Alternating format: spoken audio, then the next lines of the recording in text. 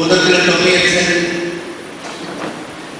തന്റെ നന്മ നിറഞ്ഞു നിൽക്കുന്ന മനസ്സിന്റെ ആഴങ്ങളിൽ നിന്നും വളരെ നല്ല ചിന്തയോടുകൂടി ദീർഘവീക്ഷണത്തോടുകൂടി ഈ കൈപ്പുഴ ഗ്രാമത്തിൽ 1925 സ്ഥാപിതമായ മെയ് മാസം 3-ാം തീയതി അഭിമന്യ ചൂടപ്പൻ ഡാമിന്റെ മനസ്സുകൊണ്ട് വെഞ്ചരിച്ച് ഇവിടെ സ്ഥാപിതമായിരിക്കുന്ന പ്രവർത്തനം ആരംഭിച്ച സെന്റ് തോമസ് അസൈലം അന്നും ഇന്നും ആനുകാലിക പ്രസക്തമായി ഇനി മുമ്പോട്ടും വളരെയേറെ നല്ല പ്രസക്തിയുള്ള ഒരു സ്ഥാപനമായി തീർന്നുകൊണ്ടിരിക്കുന്നു എന്നുള്ളതിൽ ഏറെ സന്തോഷത്തോടുകൂടി അനുസ്മരിച്ചുകൊണ്ട് ആ പുണ്യചരിതനായ ദേവദാസൻ ഭൂതത്തിൽ തൊമ്മിയച്ഛന്റെ പാവനസ്മരണയ്ക്ക് മുമ്പിൽ ഞാൻ ആദരാഞ്ജലികൾ അർപ്പിക്കുകയാണ്. എല്ലാവർക്കും ഈ പുണ്യദിനത്തിന്റെ എല്ലാ നന്മകളും ഏറെ സ്നേഹത്തോടെ സന്തോഷത്തോടെ ആശംസിക്കുന്നു.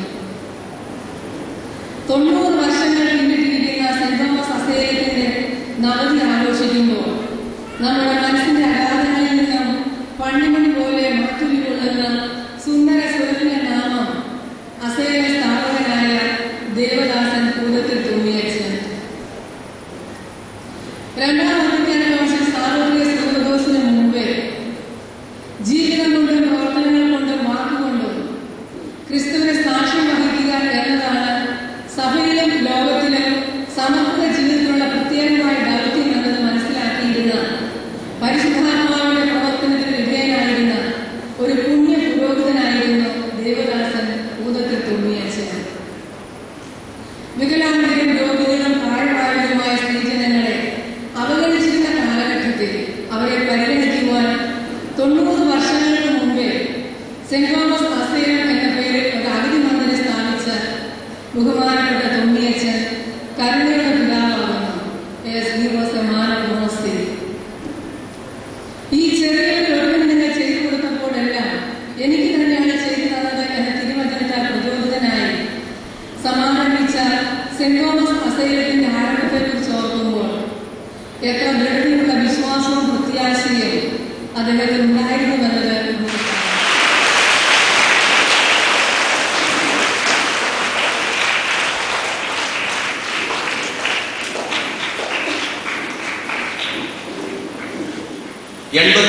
വർഷങ്ങൾ മുൻപ് ഈ സ്ഥാപനത്തിന്റെ ചരിത്രം അതെന്തുമാത്രം ബുദ്ധിമുട്ടുകളിലൂടെയും പ്രയാസങ്ങളിലൂടെയും കടന്നുപോയിട്ടുള്ളതാണ് എന്ന് മനസ്സിലാകുന്നത്. ഇന്ന് സാമ്പത്തികമായിട്ട് പരിമിതികൾ ഉണ്ടെങ്കിൽ കൂടിയും അതിനെ അതിജീവിക്കാനുള്ള മാർഗങ്ങൾ നമ്മുടെ മുന്നിലുണ്ട്. ഇന്ന് സഹായിക്കാൻ പല തരത്തിൽ പല രീതിയിൽ നമ്മളെ സഹായിക്കാനായിട്ട് അഭ്യുതാകാംക്ഷികളായിട്ടും നമ്മുടെ സമ്പത്തായിട്ടും സാഹചര്യങ്ങളായിട്ടും നമ്മളോട് ഒപ്പമുണ്ട് എന്ന കാര്യം നമുക്കറിയാം. പക്ഷെ ഈ സ്ഥിതിയൊന്നും ആയിരുന്നില്ല 89 വർഷം മുൻപ് ഇവിടെ സേവനം ചെയ്തിരുന്ന ബഹുമാനപ്പെട്ട സിസ്റ്റേഴ്സ്. അതൊക്കെ ഇപ്പോൾ തീർച്ചയായിട്ടും ഓർക്കും. എന്തുമാത്രം വെല്ലുവിളികളിലൂടെ, ബുദ്ധിമുട്ടുകളിലൂടെ, പ്രയാസങ്ങളിലൂടെയാണ് ഈ സ്ഥാപനത്തെ മുന്നോട്ട് കൊണ്ടുപോയത്. അപ്പോൾ ഈ സ്ഥാപനം മുന്നോട്ട് വെച്ച ലക്ഷ്യം, പ്രത്യേകിച്ചും ദേവദാസൻ ഭൂതത്തിൽ തൊമ്മിയച്ഛൻ മുന്നോട്ട് വെച്ചത് ഭിന്നശേഷിയുള്ള ആളുകളുടെ സൗന്ദര്യത്തെ ലക്ഷ്യമാക്കി അത് ദൈവത്തിന്റെ ഭാവനയിലുള്ളതാണ്, ദൈവത്തിന്റെ പദ്ധതിയാണ്, ദൈവത്തിന്റെ പ്രവൃത്തിയാണ്. എല്ലാ മനുഷ്യരും ദൈവത്തിന്റെ മുന്നിൽ സമന്മാരാണ്. എല്ലാ വ്യക്തികളും ദൈവത്തിന്റെ മുന്നിൽ ദൈവത്തിന്റെ ശാരീരിക സാദൃശ്യവും സ്വീകരിച്ചിട്ടുള്ളവരാണ്. ആ അർത്ഥത്തിൽ എല്ലാവരും സൗന്ദര്യമുള്ളവരാണ്. ആ സൗന്ദര്യം അംഗീകരിക്കപ്പെടണം. അതൊരു സൗന്ദര്യമാണ്, അവരെ ബോധ്യപ്പെടുത്തി കൊടുക്കണം. തീർച്ചയായിട്ടും ഭിന്നശേഷിയുള്ള വ്യക്തികളെ സംബന്ധിച്ചിടത്തോളം സമൂഹത്തിന്റെ മുഖ്യധാരയിൽ അവരായിരിക്കുന്ന അവരുടെ വെല്ലുവിളികളുണ്ട്, ഭിന്നശേഷിയുണ്ട്. സമൂഹത്തിന്റെ മുഖ്യധാരയിലേക്ക് യഥാർത്ഥത്തിൽ അവർക്ക് കടന്നു വരാൻ കഴിയില്ല. തങ്ങളുടെ വ്യക്തിത്വം അംഗീകരിക്കപ്പെട്ടിട്ടുണ്ട്. തങ്ങളെ മറ്റുള്ളവർ പരിഗണിക്കുന്നു, സ്നേഹിക്കുന്നു. ഈ സമൂഹത്തിൽ ഞങ്ങൾ ഒറ്റപ്പെട്ടവരല്ല എന്നൊരു ചിന്ത ഇവിടെ ശുശ്രൂഷ സ്വീകരിക്കുന്ന ഭിന്നശേഷിയുള്ള എല്ലാവർക്കും ബോധ്യമായിട്ടുള്ളതാണ്. അവരുടെയൊക്കെ ജീവിതത്തിൽ സമൃദ്ധിയുണ്ട്. ആ സന്തോഷം അവർ അനുഭവിക്കുന്നു. കാരണം ഞങ്ങൾ ഒറ്റപ്പെട്ടവരല്ല, ഞങ്ങളെ സഹായിക്കുന്ന ദൈവിക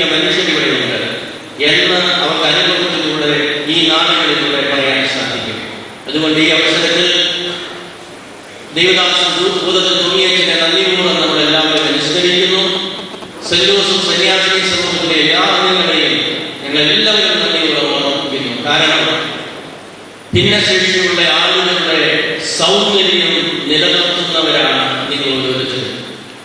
ഒരു സമൂഹത്തിൽ നീണ്ടു നിൽക്കുന്ന ഒരു സ്വാധീനം ചെലുത്തപ്പെടുന്നത് വ്യത്യസ്തമായ കാര്യങ്ങൾ ചെയ്യുമ്പോഴും മറ്റുള്ളവർക്ക് ചെയ്യാൻ പറ്റാത്ത കാര്യങ്ങളിൽ ഏർപ്പെടുമ്പോഴുമാണ് നമുക്ക് സമൂഹത്തിന് ഒരു വലിയൊരു സംഭാവന ചെയ്യുവാൻ സാധിക്കുന്നത്.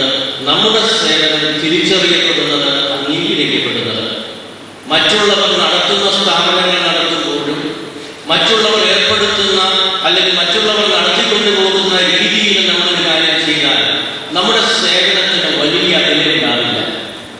മറിച്ച് നമ്മൾ മറ്റുള്ളവർ ചെയ്യാൻ പഠിക്കുന്ന കാര്യങ്ങൾ, സേവനം ആവശ്യമുള്ള മേഖലകളിലേക്ക് ഇറങ്ങിച്ചെന്ന് ഏറ്റവും താഴെക്കിടയിലുള്ള ആളുകൾക്ക് ഈശോ പോലും തന്റെ പരസ്യ ജീവിതത്തിൽ ഏറ്റവും ശ്രദ്ധിച്ച കാര്യം വിധവകൾക്കും ശിശുക്കൾക്കും അവഗണിക്കപ്പെട്ടവർക്കും രോഗികൾക്കും നിരാശ്രയർക്കും ഒക്കെ വേണ്ടിയായിരുന്നല്ലോ ഈശോയുടെ പരസ്യ ജീവിതത്തിന്റെ ശുശ്രൂഷകളെല്ലാം.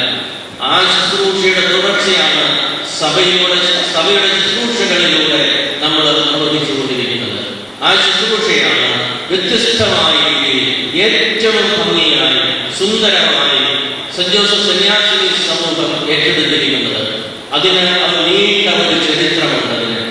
ഇന്ന് പല സ്ഥാപനങ്ങളിൽ കേരളത്തിന് വേണ്ടി ലോകത്തിന് മുഴുവനും അനേകം സ്ഥാപനങ്ങൾ ഇതുപോലെയുള്ള ആളുകളുടെ സേവനത്തിന് വേണ്ടി ഈ ലോകത്തുണ്ട് നമുക്കറിയാം. പക്ഷെ ഇന്ന് കാണുന്ന രീതി അല്ലല്ലോ 79 വർഷങ്ങൾക്ക് മുമ്പ് ഉണ്ടായിരുന്നത്.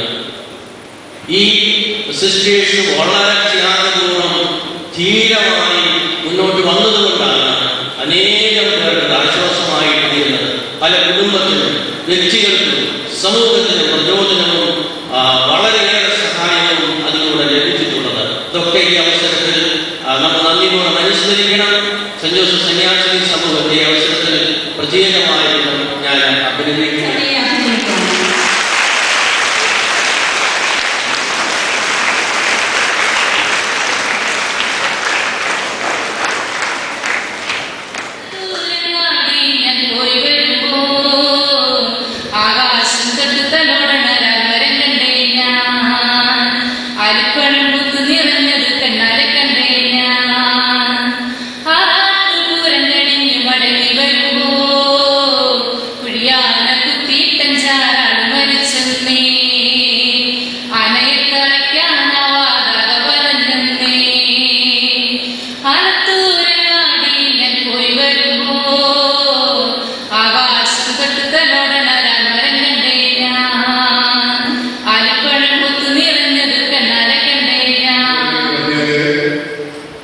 നമ്മുടെ സാമൂഹ്യ മനസ്സാക്ഷിയിലേക്ക്, യഥാർത്ഥ ദൈവസങ്കല്പത്തിലേക്ക്, യഥാർത്ഥ മനുഷ്യ ജീവിതത്തിലുള്ള ഒരു ചൂണ്ടുപറയുകയാണ് പോത്തിൽ തൊമ്മിയച്ചൻ സ്ഥാപിതമായ ഈ അഗതി മന്ദിരം നൽകുക.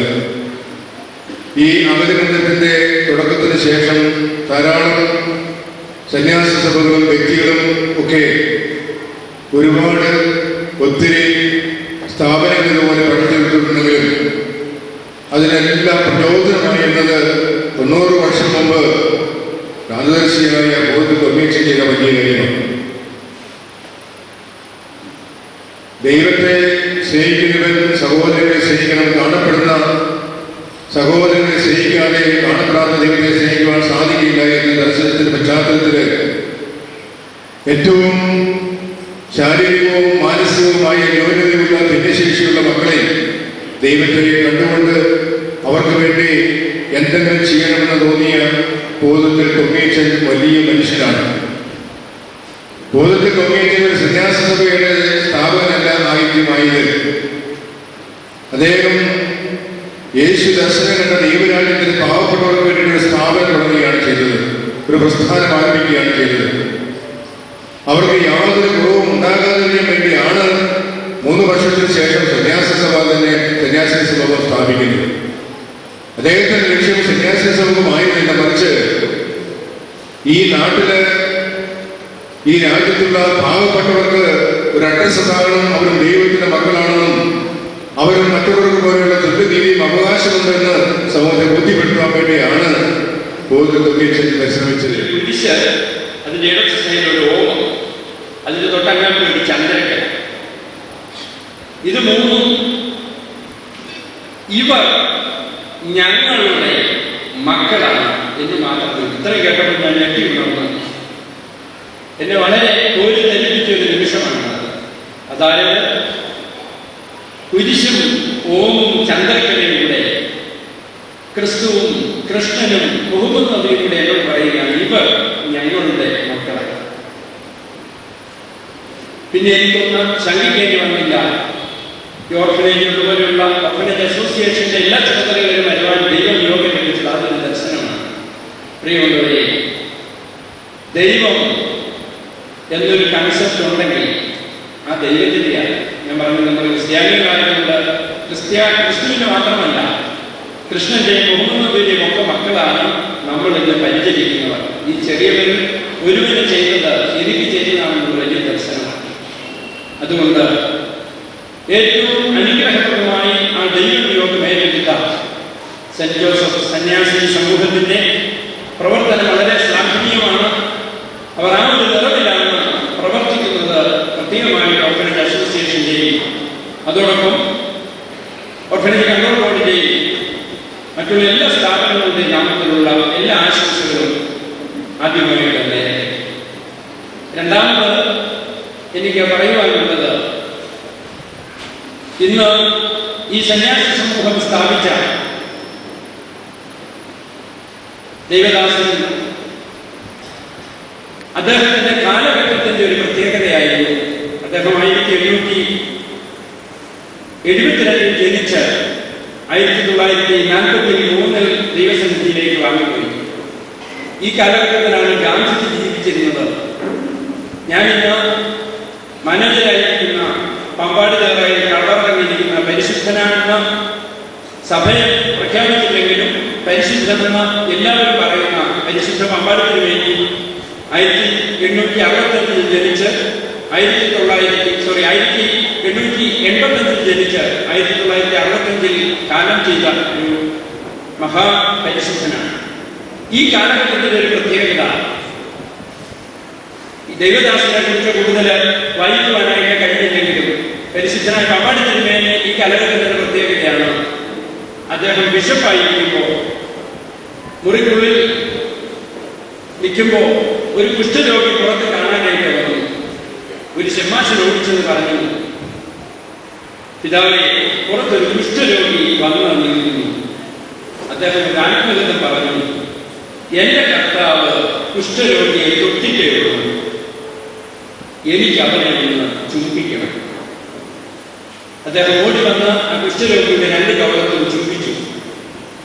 അതുപോലെ തന്നെ ഒരിക്കലൊരു ഭിക്ഷക്കാരൻ അന്ന് അരമനകളിൽ പോലും ദാരിദ്ര്യമുള്ള കാലഘട്ടമാണ്. ഒരു ഭിക്ഷക്കാരൻ നിന്ന് കൈ നീട്ടി 4 മണിക്ക് എന്തെങ്കിലും ഒരു തരണമെന്ന് പറഞ്ഞു. അദ്ദേഹത്തിന്റെ കൂടെ ഉണ്ടായിരുന്നത് പൊട്ടനായ ഒരു മനുഷ്യനാണ്. ശമാശന്മാരും ലക്ഷക്കാരൊന്നും ആ സമയത്ത് ഇല്ല. കുക്കാണ് അദ്ദേഹം. ഈ പൊട്ടനായ മനുഷ്യനോട് ആംഗ്യഭാഷയിൽ കാണിച്ചു അരിയെടുത്ത് ഈ ഭിക്ഷക്കാരന് കൊടുക്കാൻ. ഈ പൊട്ടനായ മനുഷ്യൻ എനിക്ക് കാണിച്ചു, ഇത്രേ അരിപ്പെട്ടിട്ടുള്ളൂ, ഇതെടുത്ത് കൊടുത്താൽ വൈകിട്ട് എന്ത് കഴിക്കുമെന്ന് തിരിച്ചു ചോദിച്ചു. അദ്ദേഹം കൊടുത്തില്ല. ഇതിനു മുമ്പ് പല ദിവസങ്ങളിൽ തിരുമേനി ഈ പൊട്ടനുമൊക്കെ ഭക്ഷണം കഴിക്കാതെ കിടന്നിട്ടുണ്ട്. എന്നാൽ നിർബന്ധപൂർവ്വം അന്ന് വൈകിട്ടേക്ക് കഞ്ഞി വയ്ക്കാനുള്ള ഇത്രയും അരി എടുത്ത് കൊടുക്കാനായിട്ട് ഇടയായി. ഉടനെ ഈ പൊട്ടനടക്കുന്നത് വലിയ ബഹളം വെച്ചു, ഉണ്ടാക്കാവുന്ന ശബ്ദങ്ങളൊക്കെ ഉണ്ടാക്കി. അദ്ദേഹം പള്ളിയിൽ കയറി അരമണിക്കൂർ പ്രാർത്ഥിച്ച് തിരിച്ചറിയുമ്പോൾ കാണുന്നത് അന്നത്തെ കാലത്ത് കാളവണ്ടിയിൽ അന്ന് വൈകിട്ടത്തേക്ക് ഇവർക്ക് ഭക്ഷിക്കാനുള്ള ഭക്ഷണ സാധനങ്ങൾ, ഒരു 6 മാസത്തേക്കുള്ള അരിയും കൊലയും അങ്ങനെ പല സാധനങ്ങൾ ഭക്ഷിക്കാനുള്ള കൊണ്ടുവരികയാണ്.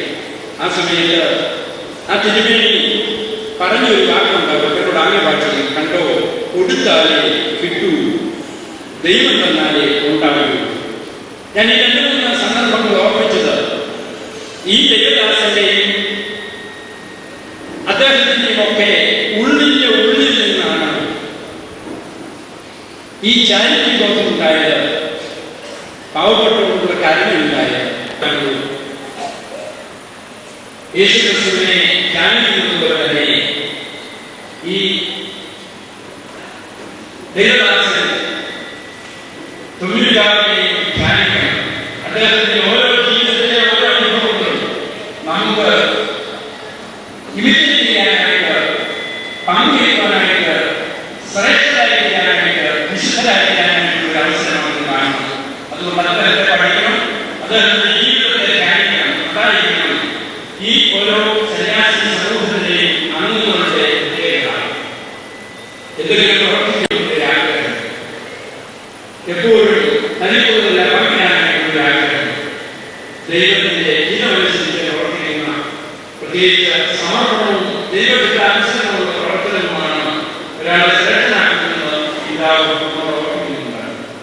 ഞാൻ പ്രവർത്തിച്ചിട്ടെ സഭയുടെ ദൗത്യം എന്ന് പറയുന്നത് ഇതുപോലുള്ള സേവനമല്ല. മുമ്പേ മുഖ്യപ്രഭാഷണം പിതാവ് ഓർമ്മിച്ചതുപോലെ അംഗവഴിയില്ലാതെ എത്തിച്ചേരുവാനും അതുപോലെ തന്നെ അപ്പനമ്മമാരില്ലാത്ത കുഞ്ഞുങ്ങൾ ഉണ്ടാകാതിരിക്കാനും കുടുംബ ജീവിതത്തെ പരിപോഷിപ്പിക്കുന്ന കുടുംബമായിരിക്കണം സഭയിലേക്ക്. ഇന്ന് കുഴപ്പവും പ്രശ്നങ്ങളുള്ള കുടുംബ ജീവിതത്തിലെ പ്രസിദ്ധിയെ മാത്രം, അതിന്റെ പ്രയാസങ്ങളുടെ ബുദ്ധിമുട്ടുകളെ മാത്രം ചുമക്കുന്നവരായി പ്രതികരിക്കുകയാണ്. ഈ പിതാവിനെയും ഞാൻ ഓർമ്മിച്ച ജീവിതത്തിലേക്ക് ശ്രമിക്കുകയാണ്. നമുക്ക് വേറെ പ്രത്യേകമായി നന്ദി അനുഭവിച്ചിട്ടുണ്ട്. എല്ലാ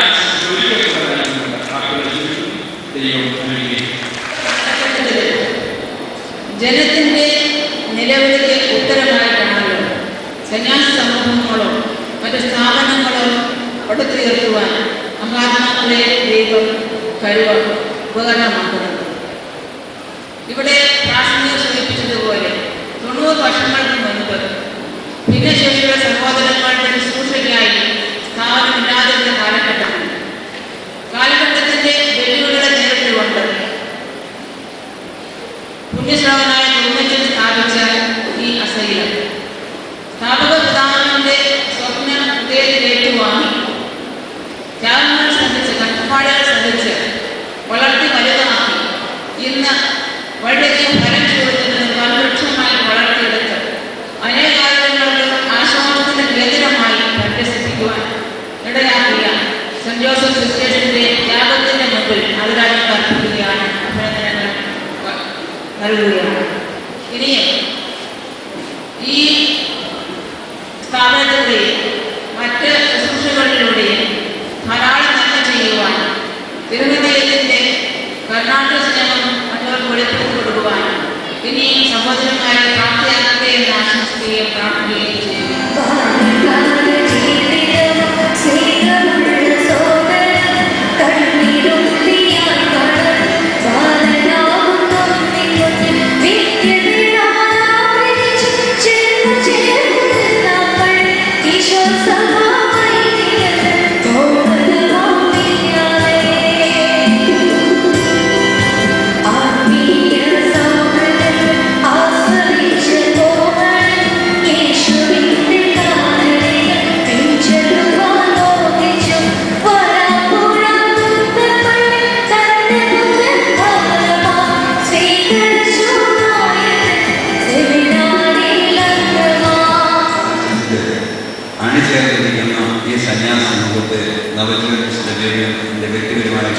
പ്രത്യേകമായി അഭിനന്ദിക്കുകയാണ്.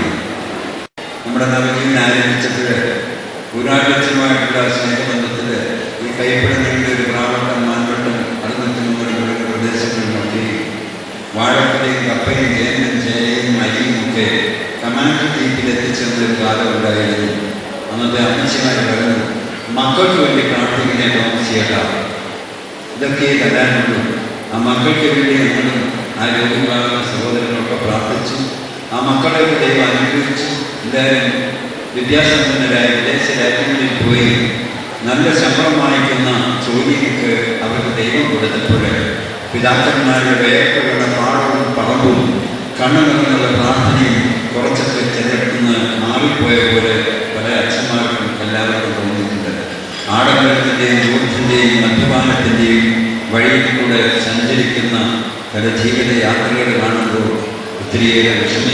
പുരോഹിതന്മാരും സഹോദരങ്ങളുടെ സന്യസ്തരും സഭയുടെ പരമാധ്യക്ഷനും എല്ലാവർക്കും പ്രിയങ്കരമായ ഫ്രാൻസിസ് മാർപ്പാപ്പ ഈ വർഷം സമർപ്പിത വർഷമായി പ്രഖ്യാപിച്ചിരുന്ന സാഹചര്യത്തിൽ കോട്ടയം അതിലൂടെ 2 സമർപ്പിത സന്യാസ സ്ഥാപനങ്ങളായ 1992 സ്ഥാപനമായ വിസിറ്റേഷൻ കോൺവെന്റും അംഗവൈകല്യമുള്ളവരെ വിസിറ്റേഷൻ കോൺവെന്റിൽ അംഗമാകാൻ പറ്റാതെ വന്ന സാഹചര്യത്തിൽ വിസിറ്റേഷൻ കോൺവെന്റിലെ അംഗമാകാൻ പറ്റാതെ വന്ന സാഹചര്യത്തിൽ 1925 ജീവദാസൻ ഭൂതത്തിൽ തൊമ്മിയച്ചനാൽ സ്ഥാപിതമായ സെന്റ് തോമസ് അസൈലവും 1927 അസൈലക്കാരെ സംരക്ഷിക്കുന്നതിനായി ഉടലെടുത്ത SJCയും അതിനോടനുബന്ധിച്ച് ഉണ്ടായ ആശുപത്രി, സ്കൂളുകൾ, അങ്ങനെ മറ്റു പല സ്ഥാനങ്ങളും ഈ കൊച്ചു ഗ്രാമത്തിൽ തുടങ്ങിയത് നമുക്ക് സ്ഥാപനത്തിലൂടെ ഉണ്ടാകട്ടെ എന്ന് മാത്രം ആശംസിച്ചുകൊണ്ട് നിർത്തുന്നു. നമസ്കാരം. സെന്റ് തോമസ് അസൈലത്തിന്റെ 90ാമത് ജന്മദിനം ആഘോഷിക്കുന്ന ഈ വേളയിൽ സെന്റ് ജോസഫ് സമൂഹത്തിൽപ്പെടുന്ന എല്ലാവർക്കും മംഗളങ്ങൾ നേരുവാൻ ഞാൻ ഈ അവസരം വിനിയോഗിക്കുകയാണ്. നമുക്കറിയാം, പാർശ്വവൽക്കരിക്കപ്പെട്ട ഒരു സമൂഹത്തിന്റെ ഭാഗമായി കോട്ടയം അതിരൂപതയിൽ സ്ഥാപിതമായ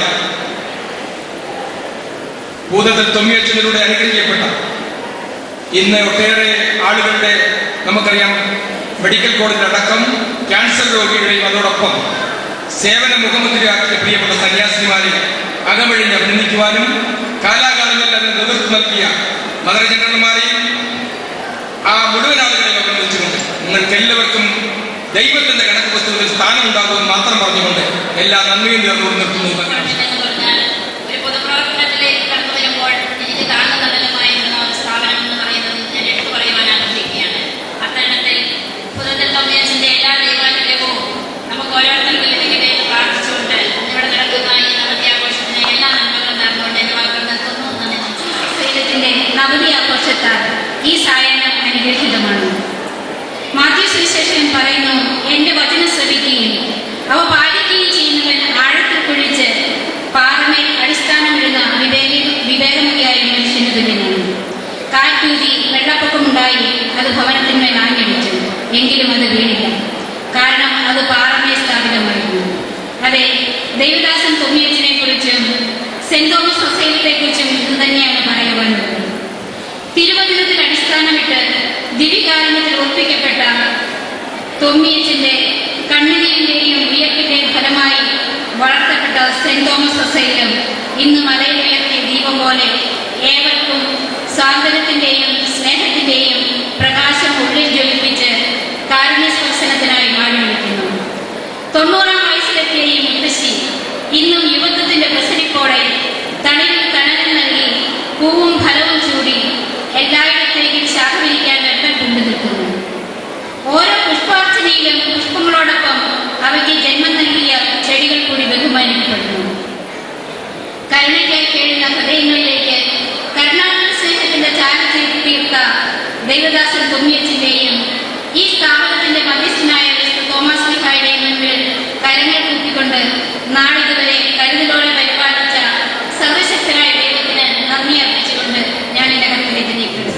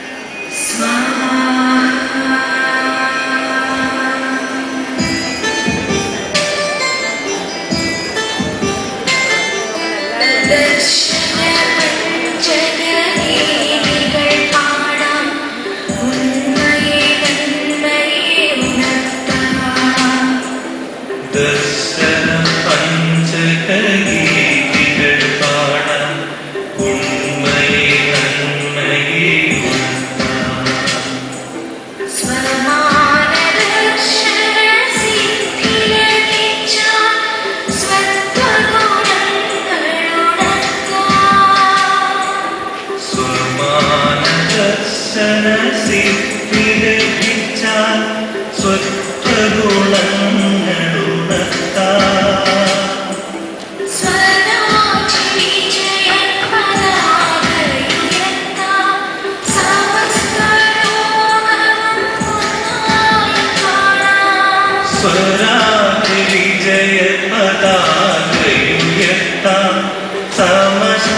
ലോകവും ഒന്നായി കാണാം. നിതരാം നിലകൊള്ളാം. നിതരാം നിലകൊള്ളാം. ഈശ്വര ചൈതന്യം എല്ലാ മനുഷ്യരിലും അടങ്ങിയിരിക്കുന്ന മനുഷ്യൻ. ദൈവ മനുഷ്യ സ്നേഹം ക്രിസ്തീയ ജീവിതത്തിന്റെ ദൈവാനുഭവ സമ്പൂർണതയാണ്. ഈശോയുടെ കരുണാന്തരമായ സ്നേഹം ആത്മാവിൽ ആഴത്തിൽ അനുഭവിച്ചറിഞ്ഞ ദൈവദാസൻ തോമസ് പൂതത്തിലച്ഛന്റെ ജീവിത വിശുദ്ധിയും സന്യാസ ദർശനവും ദൈവിക പുണ്യങ്ങളുടെ പ്രശോഭയും സാമുദായിക സ്നേഹവും ബുദ്ധിപൂർണതയും അധ്വാനത്തോടുള്ള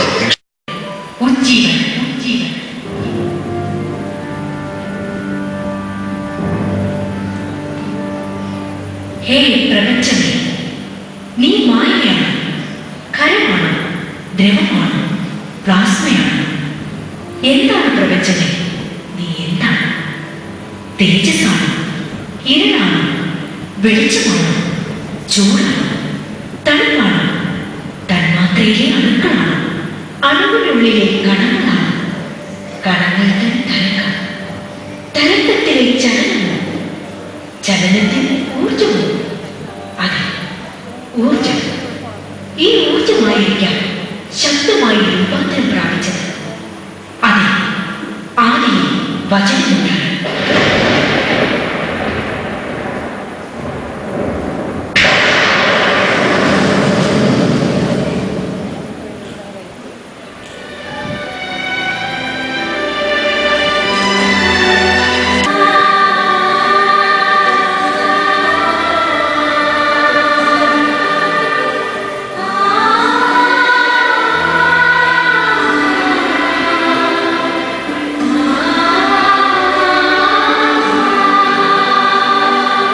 ദൈവത്തിന്റെ കൃപാകടാക്ഷത ആകാശം.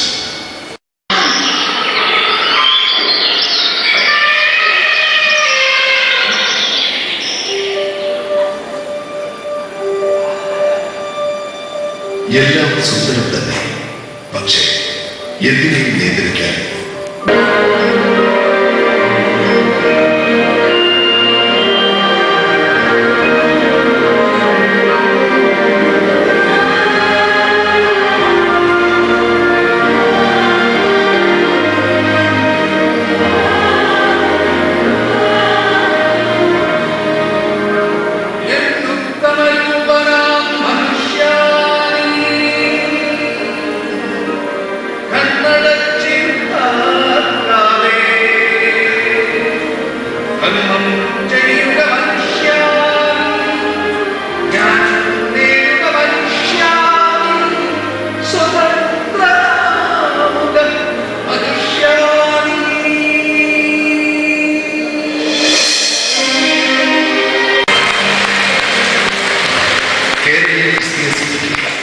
ആശയും ആവേശവും പകർന്നു നൽകിയ സംഭവമാണ് പേർഷ്യയിൽ നിന്നുള്ള ഗ്നായിത്തൊണ്ടൻ എന്ന വർത്തകത്വമാണ്. 345 മല്ലിക്കരയിൽ എത്തി ആ പ്രദേശനിവാസികൾ വൻപിച്ച സ്വീകരണമാണ് അദ്ദേഹത്തിന് നൽകിയത്.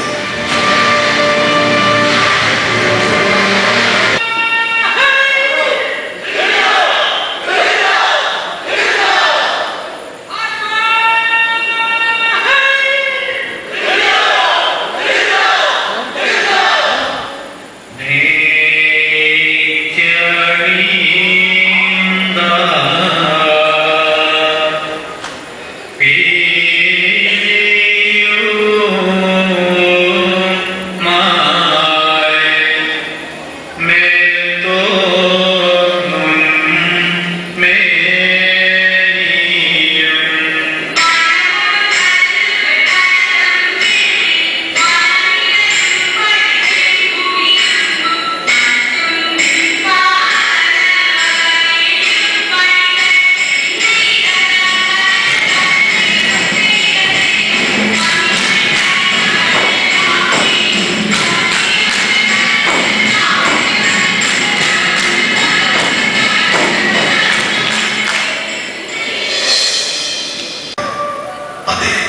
പൂതത്തിൽ തറവാട്ടിൽ പൂജാതനായ ബഹുമാനപ്പെട്ട ദേവദാസൻ തൊമ്മിയച്ചന്റെ നന്മ നിറഞ്ഞ ഈ ജീവിതം ഇതൊരു ബോധമാണ്. ബോധങ്ങളിൽ നിന്നാണ് ബോധ്യങ്ങൾ ഉണ്ടാകുന്നത്. ഒരു സമൂഹത്തിന്റെ സമുദായത്തിന്റെ മനസ്സുകളിൽ ഹൃദയങ്ങളിൽ മുഴുവൻ പൂതത്തിൽ തൊമ്മിയച്ചൻ എന്ന മഹത് വ്യക്തിയെ ആവാഹിച്ച് അനുശ്വരതയുടെ ഉൾക്കരുത്തുന്ന വച്ച് ഇതാ ഉയർത്തെഴുന്നേൽക്കുന്ന മായാത്ത ജീവിതത്തിന്റെ തിരുശേഷിപ്പുകൾ വരും തലമുറയ്ക്കായി കരുതി വെച്ച് കാലത്തിന് മുൻപേ നടന്നു നീങ്ങിയ കർമ്മധീരൻ കോട്ടയം ജില്ലയിലെ ഏറ്റുമാനൂരിന് 3 മൈൽ പടിഞ്ഞാറ് തിരുവിതാംകൂർ ദേശത്തിന്റെ പേരിനും പെരുമയ്ക്കും കളങ്കം വരുത്തിയ രാജനീതിക്കും രാജധർമ്മത്തിനും എതിരായിരുന്ന ഇവരെ അംഗഭംഗം വരുത്തി ശിരസ് ഛേദിക്കുവാൻ ഉത്തരവിടണമെന്ന് ഇതിനാൽ അപേക്ഷിച്ചു. എന്റെ നാട്ടിലെ ജനങ്ങൾക്ക് വേണ്ടി, രാജനീതിക്ക് വേണ്ടി, തിരുവിതാംകൂറിന്റെ സുരക്ഷയ്ക്ക് വേണ്ടി നാം ഇവരെ വധിക്കാൻ ഉത്തരവിടുന്നു. ആർക്കെങ്കിലും എന്തെങ്കിലും ബോധിപ്പിക്കാറുണ്ടോ?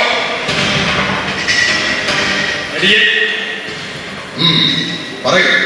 തിരുവിതാംകൂറിന്റെ വടക്കുഭാഗം രാജാവിൽ നാന്തേശം വാടി നസ്രാണിക്കൊപ്പവും വ്യാപാര ശ്രേഷ്ഠനുമായ കുന്തത്തിൽ തറവാട്ടിൽ ഇട്ടിക്കുരുവിള അങ്ങയെ പൊങ്കാണിക്ക് വരുത്തിയിരിക്കുന്നു.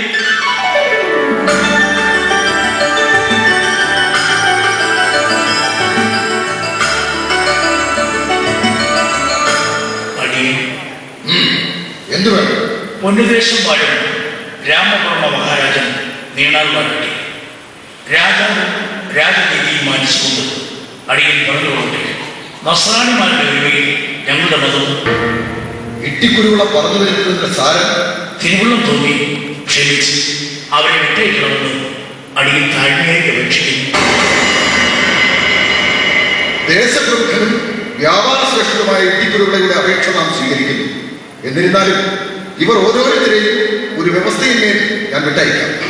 അതെന്തെന്നാൽ 101 പൊൻപണം വീതം അടങ്ങുന്ന 42 കുമ്പിൾ പൊൻപണം ഖജനാവിൽ അടച്ചാൽ മാത്രം.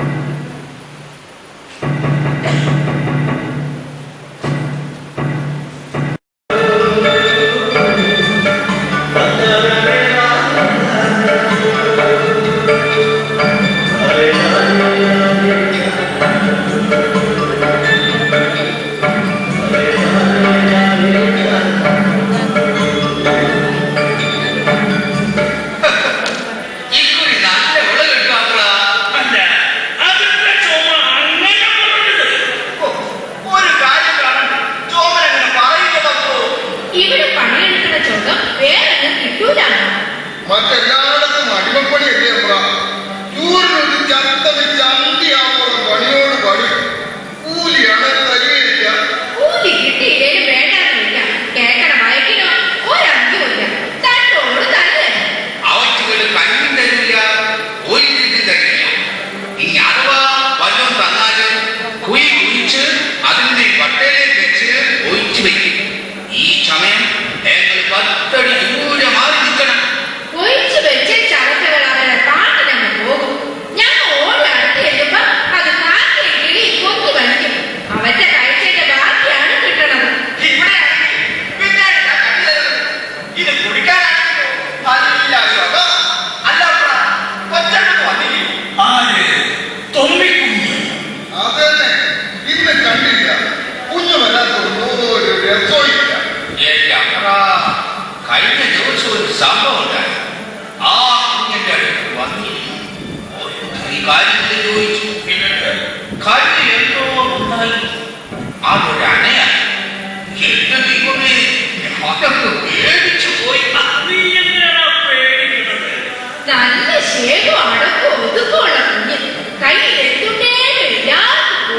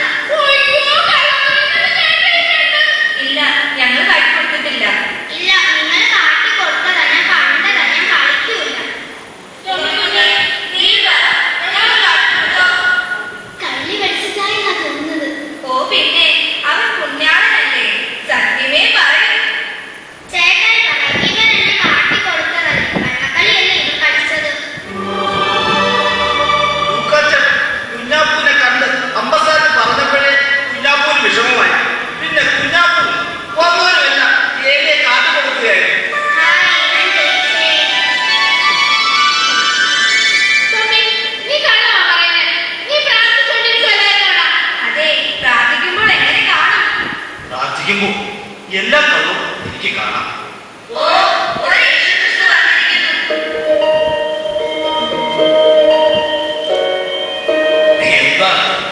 എന്തായിരുന്നു ബഹളം? എല്ലാരും കുളിച്ചു വാ, കുരിശ് വരയ്ക്കാൻ സമയമായി. എന്താ എന്തു പറ്റി?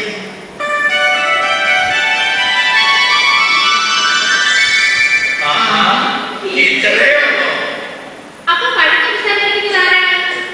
ആരാണ് വഴക്ക് അവസാനിപ്പിക്കുന്നതെന്ന്? കുരിശ് വരയ്ക്കാൻ സമയമായി. എല്ലാവർക്കും സങ്കടമായില്ലേ? ഞാൻ സത്യമല്ലേ പറഞ്ഞു. ചേട്ടൻ എന്നോട് പിണക്കമോ? എല്ലാവർക്കും എന്നോട് പിണക്കമാണ്. പിണക്കമാണ്. പിണക്കമാണ്. നിന്നോട് പിണങ്ങാൻ നീ സത്യമേ പറയുമെന്ന് ഞങ്ങൾക്കറിയാം. നീ ഒരിക്കലും കള്ളം പറയില്ലെന്ന് ഞങ്ങൾക്കറിയാം. നീ ഞങ്ങളുടെ മുത്തച്ഛനാ. വീരോചിത സുഹൃത്തുക്കളുടെയും പുണ്യങ്ങളുടെയും നിർഗുണമായിരുന്നു തുമ്മിയച്ചൻ.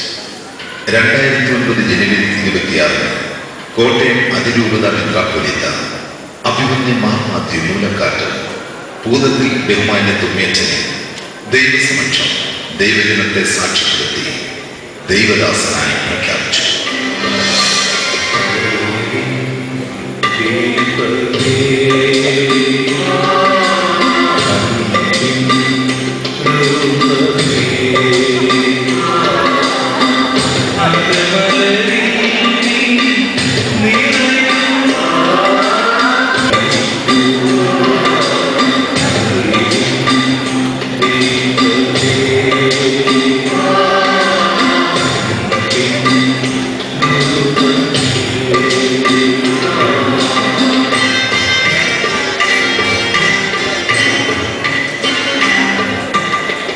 സകല ജഗത്തിലും കുടികൊള്ളും തവ പദമ